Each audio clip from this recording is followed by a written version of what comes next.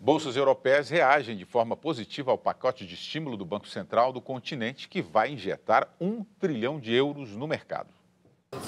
O pacote foi bem recebido também pelos empresários que acompanham os debates em Davos, na Suíça.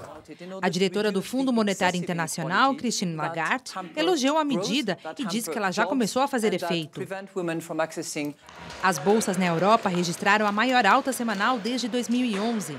O índice, que reúne as principais ações do continente, subiu 1,79%. Mas Lagarde fez um alerta: os países não podem se acomodar, pois o pacote sozinho não vai estimular o crescimento. 2 semanas após os atentados em Paris, que mataram 17 pessoas, o presidente da França, François Hollande, pediu uma mobilização internacional para resolver os conflitos armados no mundo. Para ele, o terrorismo na França e em outros países é alimentado pelos conflitos que ficaram sem solução nos últimos anos. O secretário de Estado americano, John Kerry, disse que não há lugar para o antissemitismo e a islamofobia. Segundo ele, a estratégia contra os terroristas deve ser abrangente e de longo prazo. E frisou que a ação militar é apenas parte desta solução. O secretário-geral da ONU, Ban Ki-moon, convocou os países a adotarem metas de desenvolvimento sustentável para conter as emissões de gases do efeito estufa. Schwartz, mas a gente estava comentando aqui agora que você disse que 1 trilhão é pouco. 1 trilhão de euros para agitar, para aquecer essa economia? Assim, parece um paradoxo, né?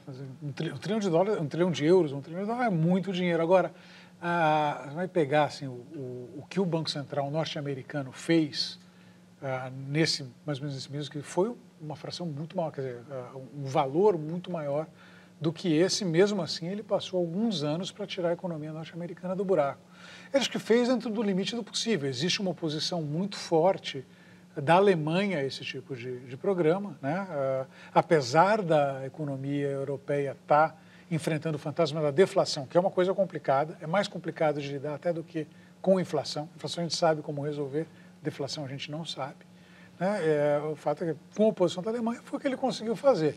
Então, ele tem um programa lá que são 60 bilhões de compra por mês, etc. Não sabe muito bem ainda como vai ser feito. Mas, assim, lembrar que os Estados Unidos, até há pouco, os caras estavam, já na terceira rodada disso, estavam botando para dentro alguma coisa como 90 bilhões de dólares por mês. Então, era muito maior e já era a terceira vez que eles estavam fazendo. Eles ainda estão no começo. Então, assim, para o tamanho da economia europeia, para a estagnação que a gente está observando, a inflação ali embaixo, né, zero, negativa, é pouco, é pouco. O Bob Juliano Fox faz até uma brincadeira aqui, Carlão. Parece que a Europa espirra e o Brasil pega a gripe.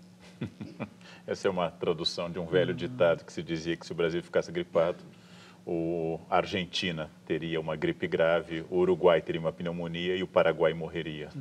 Mas eu não consigo nem imaginar, William, quanto seria 1 trilhão. Quer dizer, quantos carrinhos de supermercado eu precisaria para 1 trilhão? E se a solução, voltamos a um debate da área de economia, se a solução para a economia é, de novo, mais intervenção dos bancos, e aí é um debate entre várias escolas, não? Ou seja, se o remédio não mata mais do que deixar simplesmente o mercado se recuperar. Difícil, porque é um debate ideológico.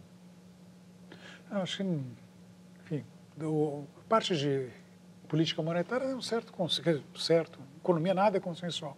Então, um certo consenso que tem um papel para os bancos centrais fazerem alguma estabilização. Acho que teria, por exemplo, uma coisa que parece ser muito diferente da experiência da crise de 29, da quebradeira bancária, etc., foi justamente a atuação do Banco Central norte-americano no sentido de não permitir que o sistema financeiro entrasse em colapso. Não é que também ficou super bem, mas ele não entrou em colapso. Se não entrar em colapso, a gente não teve uma repetição do que foi a Grande Depressão, então a gente chama isso de grande recessão, mas não de grande depressão. Então ajuda. Não, o problema é muito mais complexo, não é só imprimindo moeda que resolve. Agora, parte da história passa pela capacidade dos bancos centrais evitarem o colapso. E a verdade é que o Banco Central Europeu, de maneira geral, ele conseguiu fazer, mas sempre depois do americano, sempre esperando chegar no limite para a coisa ir para frente. Não à toa que tem diferença no ritmo de recuperação, né?